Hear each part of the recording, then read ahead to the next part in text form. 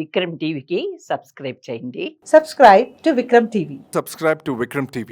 Subscribe to Vikram TV. Subscribe to Vikram TV. Please like, share and subscribe to Vikram TV. ఇది నేను అడవిశేష గారు మీ husband వాళ్ళ బంధువులని విన్నాను, relation అని విన్నాను. నిజమేనా? నిజమే అంటే మా మా హస్బెండ్ వాళ్ళ అమ్మమ్మ సైడ్ వాళ్ళు మూవీ కూడా తీశారు మీ ఇంట్లో, హిట్ మా ఇంట్లో అడవిశేష గారి మూవీ. ఎన్ని డేస్ చేశారండి షూట్ అక్కడ? వాళ్ళు సుమారు ఒక 10 రోజులు చేశారు. మిమ్మల్ని యాక్ట్ చేయమని అడగలే? అడగలేదు, నేను ఎక్కువ కనబడలేదు. కనబడితే యాక్ట్ చేసామంటారని. ఓకే, షూటింగ్ కూడా ఇచ్చారా? అది ఒక్కరికి ఇచ్చారా, ఇంకా వేరే వాళ్ళకి కూడా షూట్స్ ఏమైనా ఇచ్చారా? అదే కొంతమంది అడిగారు అని, ఇంకా ఇప్పటి వరకు ఆ హిట్ 2నే అయింది. హిట్ 2నే అక్కడ షూట్ జరిగింది. చూసారా, మీ ఇల్లు మొత్తం షూటింగ్ కూడా నచ్చేసింది. వాళ్ళు వెళ్ళకుండానే వెళ్ళిపోవచ్చు కదా, వెళ్ళబుద్ధి కాకపోవచ్చు వాళ్ళకి కూడా వెళ్ళాలంటే. అదే మా ఇంట్లో షూటింగ్ అదే బాగుంది, అదే ఎక్కువ స్పేస్ ఉంది, వాళ్ళకి కూడా ఇరుక్కు కాకుండా బాగుంది. కానీ మేము షూటింగ్స్ లో చూసేవాళ్ళం ఇలాంటి ఇల్లులో, అంటే సెట్స్ వేస్తారు కదా, కానీ రియల్ గా కట్టుకున్నారు నిజంగా. ఈ థాట్ ఎలా వచ్చిందంటే మీ సార్కి? అదే మేము యాక్చువల్లీ ఇక్కడ మారేట్పల్లిలో ఉండేవాళ్ళం. ఓకే. మారేట్పల్లిలో ఉంటే కొంచెం అదే జనాలు, ట్రాఫిక్, పొల్యూషన్ అది మాకు ఎక్కువైపోయింది, ఎక్కువ అనిపించింది. అప్పుడు సిటీ బయట ఉండాలని మాకు ఆలోచన పుట్టింది. ఆ తర్వాత ఇంకా అదే కొంచెం అదే ల్యాండ్లు చూసి వెతికి ఒకటి దొరికితే అక్కడ తీసుకున్నాం. ఓకే. మీరు తెలుగు పాటలు కూడా, అంటే దేవుడి పాటలు కూడా పాడతారని విన్నాను నేను. నేర్చుకున్నారట కదా, నిజమేనా? అంటే ఆయన వాళ్ళ బామ్మగారు నాకు కొన్ని నేర్పించారు. ఓకే, మా కోసం ఒకటి పాట పాడతారా? కొంచెం పాడతాను, అందరికి ఇదే పాడుతున్నాను కానీ మీకు కూడా పాడతాను. ఓకే. వారావీనా మృదు పాని వనరుహాలోచన రాణి. Wow, super. వన వీణ మృదు పాని, వన వీణలో రుదు పాని. సూపర్, నేర్చుకున్నారు. ఇట్లా అమ్మమ్మలు పెద్దవాళ్ళు ఉంటే మనకు అన్ని నేర్పిస్తుంటారు కదా. వాళ్ళు నాకు బాగా నేర్పించారు. పూజలు ఇవన్నీ చేస్తుంటారమ్మా ఇక్కడ? నేను యాక్చువల్లీ పూజలు చేయను, మా ఆయన చేస్తారు. మీ ఆయన చేస్తారు. మీరు చర్చ్ కి సండేస్ వెళ్తుంటారా? నేను చర్చ్కి వెళ్తాను. చర్చ్కి వెళ్తుంటారు.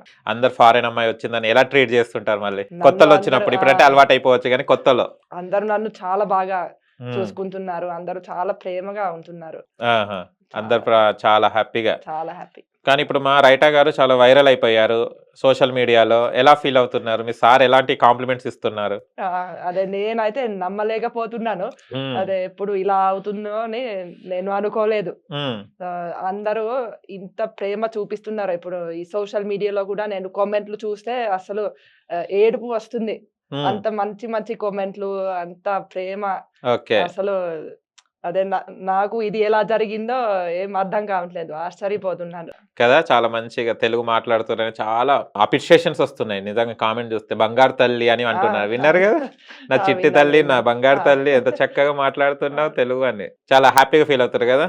చాలా చాలా హ్యాపీగా ఫీల్ అవుతున్నాను. చాలా చాలా గ్రేట్ఫుల్ గా ఉన్నాను అందరికి.